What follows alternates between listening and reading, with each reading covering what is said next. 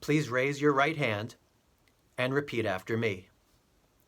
These are the words that every candidate for high office hopes will someday be said to them, preferably by the Chief Justice of the United States Supreme Court, who customarily administers the presidential oath of office.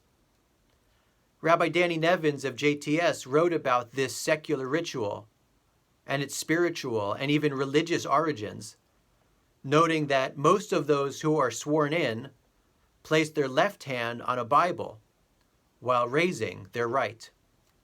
He says the weaker arm is strengthened by contact with Scripture, as if to say that true strength comes not from muscles, but from virtue. A beautiful thought, even though lefties, of which there have been 8 in the White House, also raise their right hand. What about this Bible? It does not take center stage, and its use in a country that guarantees the separation of church and state is technically optional. While everyone takes the same oath for their particular office, there is some room for personal meaning in Bible selection. President Biden used the same 5-inch thick tome that has been in his family for over 100 years.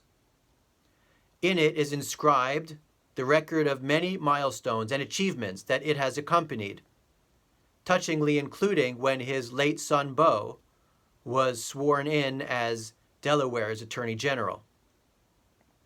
Vice President Harris used 2 Bibles, one that belonged to her judicial hero, Thurgood Marshall, and the other which belonged to a family friend, who she considered as a second mother. And just to round out the story in a Jewish way, Georgia Senator John Ossoff chose a worn copy of the Hertz Chumash for his oath-taking. It belonged to the late Rabbi Jacob M. Rothschild, who was the long-serving rabbi of Atlanta's oldest and most prominent Reform congregation.